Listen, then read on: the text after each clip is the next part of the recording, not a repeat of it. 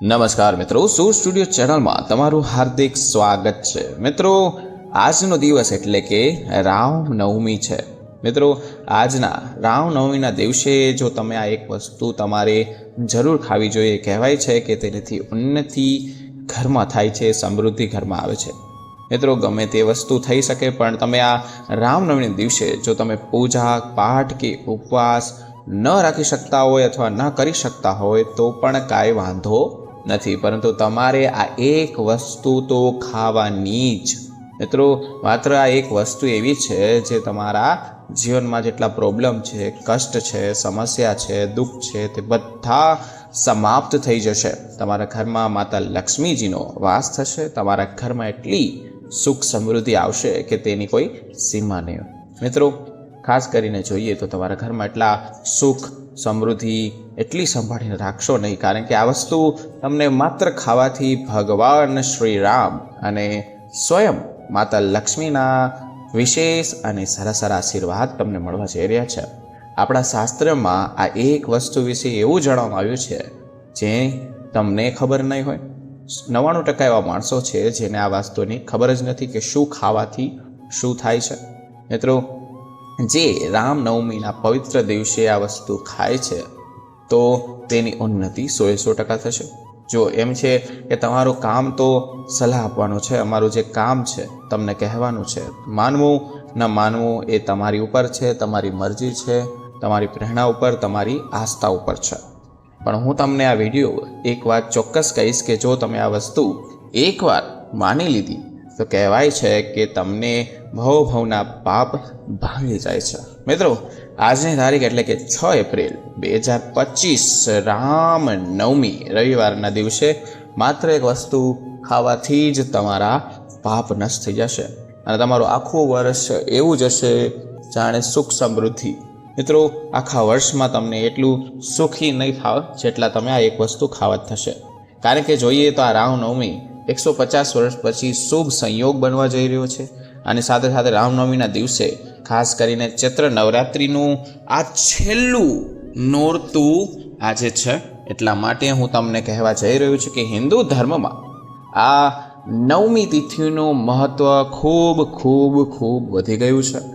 સાથે જ હું તમને એટલી બધી વસ્તુ જણાવવા જઈ રહ્યો છું, ભલે તે ગમે તે વસ્તુ થાય પણ રામનવમીના દિવસે, પવિત્રના દિવસે, સારામાં સારાના દિવસે તમારે આ ભૂલ નથી કરવાની।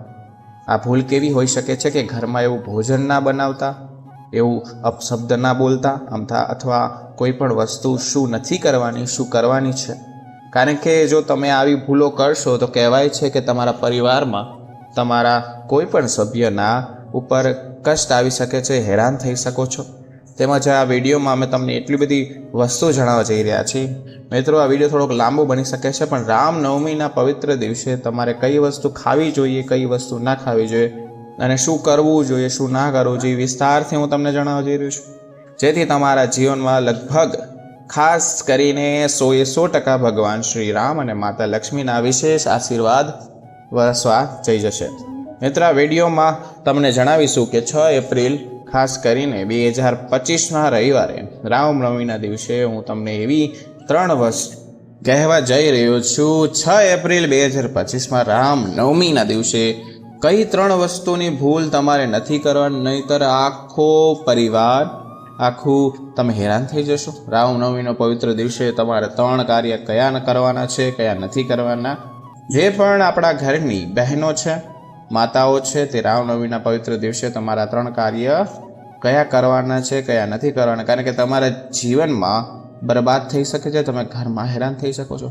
આ 3 કાર્યો એવા છે જે ઘરમાં દેવી લક્ષ્મીને ક્યારે પણ સ્થાન નથી આપતા, નિવાસ નથી કરવા દેતા, તો એ ઘર છોડીને બહાર જતા રહે છે, ચાલ્યા જાય છે। આની સાથે જ હું તમને એ પણ જણાવીશ, જો તમે રામનવમીના દિવસે ખાસ કરીને આવી વસ્તુ, પવિત્ર વસ્તુનું ધ્યાન રાખશો અથવા વસ્તુઓનું દાન કરશો તો પણ તમારા ઘરમાં ક્યારેય સુખ સમૃદ્ધિનો કમી નહીં થાય અને જે માતા લક્ષ્મી છે તેના હંમેશા આશીર્વાદ તમારા પર નિર્ભર રહેશે, હંમેશા ઘરમાં રહેશે।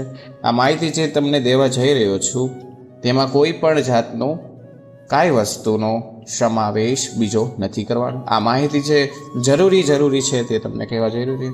આવી માહિતી આપવા માટે અમે તમારી પાસે કોઈ પૈસા નથી લેતા, કોઈ પણ જાતના વસ્તુ તકદ મફત છે, કારણ કે તમે સૂર સ્ટુડિયો ચેનલને સબસ્ક્રાઈબ કરીને રાખ્યું છે. તેથી કરીને અમારી જે ઈચ્છા છે, અમે જે તમને કહેવા જઈ રહ્યા છીએ વાસ્તુશાસ્ત્રના હિસાબે જે પણ સાચું છે તે તમને કહી રહ્યા છીએ, કારણ કે તમે સૂર સ્ટુડિયોના મેમ્બર છો. એટલા માટે આ વિડીયોને સંપૂર્ણ તમારે જોવાનો છે. જો તમે અડધો વિડીયો છોડીને જશો તો કહેવાય છે કે માતા લક્ષ્મીના આશીર્વાદ તમારા ઉપર નહીં રહે અને તમારો પરિવાર પણ બરબાદ થઈ શકે છે, કારણ કે અધૂરું જ્ઞાન હોય છે તે ભયંકર હોય છે. જે એક વ્યક્તિ વિડીયો કાપીને જોશે, અડધો છોડીને જોશે, તેવા વ્યક્તિને કદી પણ જીવનમાં સફળતા નહીં મળે. વિડીયો અર્ધ વચ્ચે છોડીને જતા રહેશે તો પણ તેને આખો વિડીયો જોવો જ જોશે, કારણ કે તે નહીં જોવે તો પણ કહેવાય છે કે રામનવમીના દિવસે તેને વસ્તુ જો ખાઈ લેશે અથવા તે 100% હેરાન થશે. મિત્રો, જો તમે માત્ર એક વસ્તુ ખાઈ લેશો તો તમારા ઘરમાં સુખ, સમૃદ્ધિ અને તમે ન એવી વસ્તુ તમને જોવા મળશે, કારણ કે આ રામનવમીનો પવિત્ર દિવસે આવેલો કોઈ પણ ઉપાય ક્યારેય પણ વ્યર્થ જતો જ નથી. તમે કદી હેરાન પણ થશો નહીં. તે હંમેશા તમને સારામાં સારું લાભ પ્રદાન કરે છે. એટલા માટે કમેન્ટ બોક્સમાં આજના દિવસે તો ખાસ કરીને જય શ્રી રામ લખો. અને મિત્રો, ખાસ કરીને વિડીયો લાઈક કરજો, ચેનલ સબસ્ક્રાઈબ કરજો. હાલો હું તમને વિડીયો જણાવવા જઈ રહી છું. ચાલો સૌપ્રથમ હું તમને પેલી એક વસ્તુ કહી દઉં કે રામનવમીનો પવિત્ર દિવસ છે એ થોડીક માહિતી તમને આપી દઉં કે આ વખતે જોઈએ તો 2025માં રામનવમી અંગે લોકોને ઘણી બધી અંદર પ્રશ્ન છે જે મૂંઝાયેલા છે, કારણ કે તેને ખબર જ નથી કે રામનવમીના દિવસે શું થયું હતું, તમારે શું કરવાનું છે. આ દિવસે ભગવાન શ્રી રામની પૂજા કેવી રીતે કરવાની છે, તેનું શુભ મુહૂર્ત ક્યારે છે, કયા સમયે છે, શું ખાવાનું છે, શું નથી ખાવાનું. આ વિડીયોમાં તમને બધા પ્રશ્નોના જવાબ આપીશું. ફક્ત આ વિડીયો સંપૂર્ણમાં તમારે જોવાનો છે. ઘણા બધા લોકો પણ એવું પૂછી રહ્યા હતા કે શું રામનવમીના દિવસે કોઈ ભાત ખાઈ શકે, રાઈસ ખાઈ શકે, શું આ ઉપવાસ એકવાર રહી શકાય કે ન રહી શકાય. આ બધા પ્રશ્નોના જવાબ હું તમને આ વિડીયોમાં દેવા જઈ રહ્યો છું, તો ધ્યાનપૂર્વક શાંતિપૂર્વક સાંભળો. દિવસમાં કોઈ પણ ચોક્કસ તમે ખાવું જોઈએ. સાથે જ તમને જણાવી દઈશું કે આ રામનવમીના દિવસે જે પવિત્ર જે દિવસ છે તો તમારે જે ગાય માતા છે તેની સેવા પૂજા કરવી જોઈએ. આ એક વસ્તુ ખવડાવવી જોઈએ. તો કહેવાય છે કે દેવી લક્ષ્મીજી અને ભગવાન શ્રી રામના આશીર્વાદ 100% તેના જીવનમાં સુખ સમૃદ્ધિના બધા રસ્તા ખોલી નાખે છે. તો કૃપા કરીને વિડીયો સંપૂર્ણ જુઓ તો જ તમને ખબર પડશે. ચાલો હવે પહેલાં તમને રામનવમી વિશે થોડીક માહિતી આપી દઉં, તમને થોડુંક જણાવી દઉં કે રામનવમી કેવી રીતના ઉજવાય છે, શું કારણે ઉજવાય છે, કેવી રીતના ઉજવાય છે. રામનવમીનો તહેવાર એટલે કે ચૈત્ર મહિનાની નવરાત્રિ 9મી તિથિમાં ઉજવવામાં આવે છે. આ વર્ષની ખાસિયત તમને કહું તો તમને કહી દઉં કે આ વર્ષે 6 એપ્રિલ એટલે કે આજના દિવસે, રવિવારના દિવસે રામનવમીનો જોરદાર તહેવાર છે તે ઉજવવામાં આવશે. ચૈત્ર મહિનાની શુદ્ધ પક્ષની 9મી તિથિના દિવસે આપણા જે શ્રી રામ હતા, જે મર્યાદા પુરુષોત્તમ કહેવામાં આવતા હતા, તે રામનો જન્મ થયો હતો અને ત્યારથી ઉત્સવમાં રામ જન્મોત્સવ તરીકે ઉત્સાહપૂર્વક રામનવમી મનાવવામાં આવે છે. આ ઉત્સવ ઉજવવામાં આવે છે. મિત્રો, માન્યતા, હિન્દુઓની માન્યતા એવી પણ છે કે ભગવાન રામની વિશેષ પૂજા કરવાથી સાધનાના જીવનમાં જેટલા પણ તમામ દુઃખ હોય છે, જે સાધના કરી છે તે જ પ્રકારની આપણે જે પ્રયત્ન છે, જે દુઃખ છે એ દૂર થાય છે, આપણી પરેશાનીઓ દૂર થાય, આપણા કષ્ટ દૂર થાય છે. જે સાધક હોય છે, જે જીવનમાં જે દુઃખ લઈને બેઠો છે તેના જીવન પરિવર્તન થઈ જાય, તેના નસીબ ચેન્જ થઈ જાય. માત્ર એક વસ્તુ ખાવાથી જીવનમાં સુખ સમૃદ્ધિ 100% આવે છે. હિન્દુ ધર્મમાં રામનવમીનો તહેવાર સારી રીતે ખૂબ મહત્વ ધરાવે છે, કારણ કે એવું માનવામાં આવે છે કે આ દિવસે ભગવાન શ્રી રામની પૂજા જો તમે કરો છો, તમે એક સાથે પૂજા કરો છો તો કહેવાય છે કે ભગવાન રામની પણ પૂજા થઈ જાય છે, શિવની પણ પૂજા થઈ જાય છે, હનુમાનની પણ પૂજા થઈ જાય છે, લક્ષ્મણની પણ પૂજા થઈ જાય છે. સર્વોત્તમ એક રામની પૂજા કરવાથી આટલા બધા પ્રકાશ મળે છે. અને તમારે શું નથી ખાવાનું એ પણ આગળ વાત કરી રહ્યો છું. સાથે જ વસ્તુ ખાવાનું, ભગવાન શ્રી રામની બધી જ મનોકામના પૂર્ણ થશે. ચાલો હું ખાસ કરીને પહેલાં જણાવી દઉં કે કેવી રીતના કરવાનું, શું કરવાનું છે. રામના દિવસે ભગવાન શ્રી રામની પૂજા તમારે કેવી રીતના કરવી જોઈએ, તેનું શુભ મુહૂર્ત કયા સમયે છે, પછી તમે તેને વારાફરતી બધી માહિતી તમને હું જણાવવા જઈશ. તો જણાવી દઈએ ખાસ કરીને મિત્રો, આ રામનવમીનો પવિત્ર દિવસ આપણે કંઈ પણ વસ્તુ ખાઈ જોઈએ તો હું તમને જણાવી દઉં કે આ દિવસે તમારી એવી વસ્તુ કંઈ ભૂલ નથી કરવાની જે તમે દર વખતે કરો છો. તમારા ઘરમાં કષ્ટ હોય, તમારા ઘરમાં દુઃખ હોય, કાં દુઃખદ ઘટના બની શકે છે, કાં તમે હેરાન થઈ શકો છો, તમારી ભેગી એવી મુશ્કેલી થઈ શકે છે. તો મિત્રો, વિડીયો આખો જુઓ, નહીંતર હું તમને ઇન્ફોર્મેશન આગળ વચમાં અથવા છેલ્લે પણ કહીશ. તો તમે જો ધ્યાનપૂર્વક આ માહિતી એકવાર વિડીયો જોઈ લીધો તો તમે કદી પણ હેરાન નહીં. તો હજી સુધી વિડીયોમાં નીચે કમેન્ટ સેક્શનમાં જય શ્રી રામ નથી લખ્યું તો મિત્રો તમારી પૂજા અધૂરી ગણાશે, તમારી પૂજા વ્યર્થ ગણાશે. તો મિત્રો, કમેન્ટ સેક્શનમાં જય શ્રી રામ લખો, તે બાને તમે ભગવાન શ્રી રામનું નામ કમેન્ટમાં લખશો તો તેનું પણ પુણ્ય લખશે. અમુક લેડીઝો છે, અમુક જે આપણા ઘરડા હતા તે બુકમાં લખતા હતા જય શ્રી રામ, જય શ્રી રામ, જય શ્રી રામ, જય શ્રી રામ, તો તેને અલગ જાતનું પુણ્ય મળતું હતું અને એને મોક્ષ પણ મળી જતું. હું તો તમને ફક્ત ખાલી એટલું જ કહું કે કમેન્ટ સેક્શનમાં એકવાર વિડીયો લાઇક કરો અને નીચે લખું જય શ્રી રામ. મિત્રો, ચાલો હું તમને જણાવી દઉં રામનવમીના દિવસે ભગવાન શ્રી રામની પૂજા કેવી રીતે કરવાની છે. રામનવમીની સરળ પૂજાની પદ્ધતિ કેવી રીતે જણાશે, પૂજાની તૈયારી કેવી રીતના કરવાની, તમારે રોલી કેવી રીતના, તમારે શું કરવાનું છે તો હું તમને કહી દઉં. પૂજા માટે તમારે રોલી, પાન, સોપારી, લવિંગ, એલચી, ખાંડની મીઠાઈ, ફળ, ફૂલ અને માળા જેવી કેટલી બધી સામગ્રીની જરૂર પડશે. આ સાથે તમારે શું કરવાનું છે કે તાંબાનું જે તમારું વાસણ હોય છે તમારા ઘરમાં તેમાં ગંગાજળ નાખીને શુદ્ધ પાણીથી તમારે ભરી લેવાનું છે. એમાં ભગવાન શ્રી રામનો ફોટો અને તમારે મૂર્તિ તેની અંદર મૂકવાની છે. આ બધી સામગ્રી એક થાળીમાં તમારે સજાવી રાખવાની છે. હવે તમારે પૂજા વિધિ તમને કહી દઉં છું, શાંતિથી સાંભળો. સૌથી પહેલાં શું કરવાનું છે તો કે ગંગાજળ હાથમાં લેવાનું છે, પછી તમારે સારા પાણી એટલે કે સ્વચ્છ પાણીથી ધોઈ લેવાનું છે. જે ગંગાજળ છે તે સ્વચ્છ પાણી ધોઈ લેવાનું. સાથે જ તમારે જે મેં તમને કીધું કે થાળી જે છે તે સ્વસ્થ પાણી ધોઈને તેની અંદર ગંગાજળ નાખવાનું છે. પૂજા સ્થાનની સામગ્રી શુદ્ધ કરવા માટે તેને ચારે બાજુ તમારે ગંગાજળથી છંટકાવ કરવાનો છે. ભગવાન શ્રી રામની મૂર્તિ અથવા ફોટાને પીળા કપડા પર મૂકી દેવાનું છે. પાછું કહું છું, ધ્યાનથી સાંભળો. પૂજા સ્થાનમાં બેસવાનું છે. સમગ્ર કોઈ પણ વસ્તુ છે તે સાદા પાણીથી ધોઈ લેવાનું છે. પછી ગંગાજળ હાથમાં લેવાનું છે, તેનો છંટકાવ ચારે બાજુ કરવાનો છે. પછી ભગવાનની મૂર્તિ, શ્રી રામની મૂર્તિ તે ફોટા મૂકવાની છે અને ફોટામાં પીળા કલરના કલરના કપડાં મૂકવાના છે. એની ઉપર તમારે આ ફોટો મૂકવાનો છે. 1 ચમચી પાણી લેવાનું છે, ભગવાન શ્રી રામને અર્પણ કરવાનું. ત્યારબાદ જલ અંજલિ 3 વખત ચડાવવાનું છે અને શું બોલવાનું છે ધ્યાનથી સાંભળો. ઓમ માધવે નમઃ, ઓમ નમઃ શિવાય નમઃ, ઓમ નારાયણાય નમઃ અને જય શ્રી રામ આ મંત્રનો જાપ કરવાનો છે અને તમારે તિલક લગાવવાનું છે, કલાવા બાંધવાના છે. પૂજામાં સંકલ્પ મહત્વ જરૂરી છે. સંકલ્પ તો તમારે લેવાનો જ છે. સંકલ્પ તમારે ગમે લઈ શકો છો. જે સંકલ્પ તમે લેશો તે તમારે પરિપૂર્ણ કરવાનું છે. સંકલ્પ લેતી વખતે પાણી લેવાનું, પાછું 3 વખત બોલવાનું છે જય શ્રી રામ, જય શ્રી રામ અને જય શ્રી રામનો જાપ કરવાનો છે. પછી તમારે નામ, ગોત્ર અને પૂજા સ્થાનનું નામ લેવાનું છે. પછી આ પૂજા ચાલુ કરી દેવાની છે.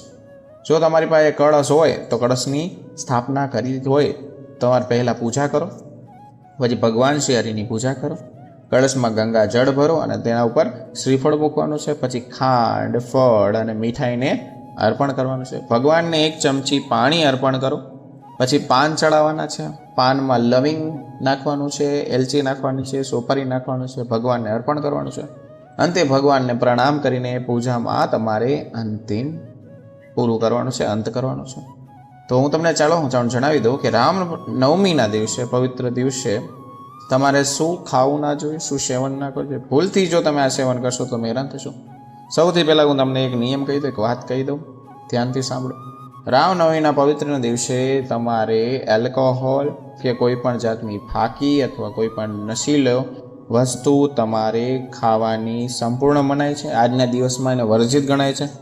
તમારા ફેમિલીમાંથી પણ જો કોઈ પણ દારૂ, તમાકુ, ગુટકા વગેરે સેવન કરતા હશે તો સંપૂર્ણપણે આજના દિવસે તમારે નથી કરવાનું. જો કે તમારે કદી પણ આનું સેવન ના કરવું જોઈએ. પણ મિત્રો, આજના દિવસે જો તમે સેવન કરશો તો તમે શારીરિક, માનસિક રીતે હેરાન થશો. સ્વાસ્થ્ય તમારું હાનિકારક થઈ જશે, તમે હેરાન થશો.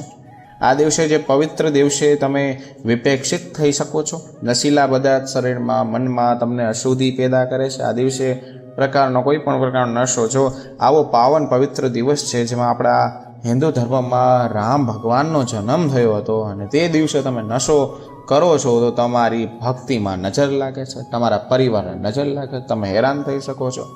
વાત મિત્રો આપણી ભક્તિ શુદ્ધ નથી રહેતી. તમારા ઘરમાં જે પણ વ્યક્તિ હશે, જે પણ લેડીઝ હશે, તે ગમે એટલી પૂજા કરશે તો તેને ફળશે નહીં. બીજી વસ્તુ તમને કહું, ધ્યાનથી સાંભળો, તમારે માંસાહારી મિત્રો માંસાહારી નથી ખાવાનું. રામનવમીના પવિત્ર દિવસે તમારે માંસાહારથી દૂર રહેવાનું છે. જે વ્યક્તિ માંસાહારી છે, જે માંસ ખાય છે, તે હંમેશા હેરાન થતો રહેશે. તેને કોઈ દી પૈસા ભેગા થતા જ નથી. પૈસા આવે તો જતા રહે છે.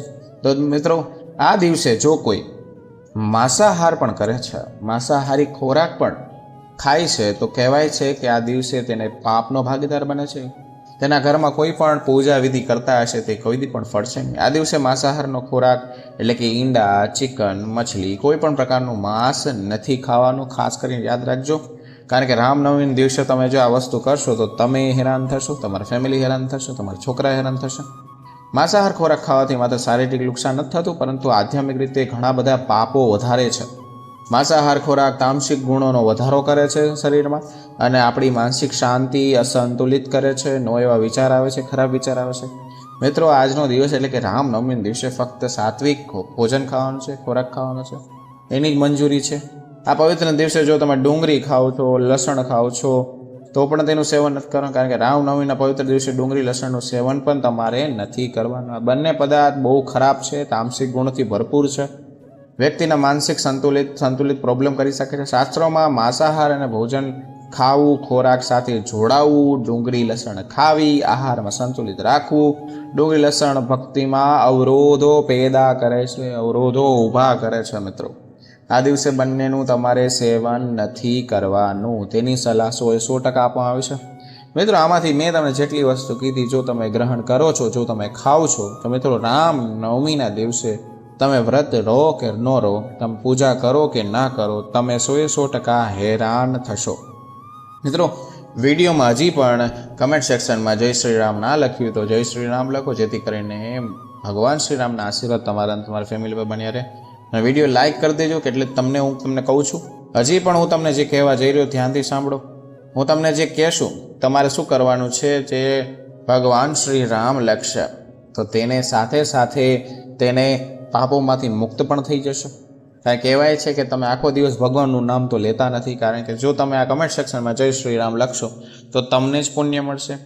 અને હું તમને જણાવી દઈએ કે રાશિ સંબંધિત ભાગ્યમાં જણાવી શકાય છે કે જીવનમાં કોઈ પણ સમસ્યા ચાલી રહી છે તમારી, તેની સાથે સરળ અસર અને ઉપાયો પણ જણાવવા જઈ રહ્યો છું. એટલા માટે કમેન્ટ બોક્સમાં તમારે ખાસ કરીને અલગ અલગ તમારી રાશિમાં લખી શકો છો. મિત્રો આ હતી રામનવમીનો વિડીયો. ખાસ કરીને રામનવમી દિવસે કયું શું કરવાનું, શું નથી કરવાનું, તેનું ધ્યાન રાખવાનું, શું કોનું ધ્યાન રાખવાનું છે. તો મિત્રો વિડીયો કેવો લાગ્યો નીચે કમેન્ટ સેક્શનમાં જરૂર જણાવજો. મિત્રો ફરી મળીશું નવા વિડીયો, નવા ટોપિક સાથે. ત્યાં સુધી બધાને મારા રાધે રાધે.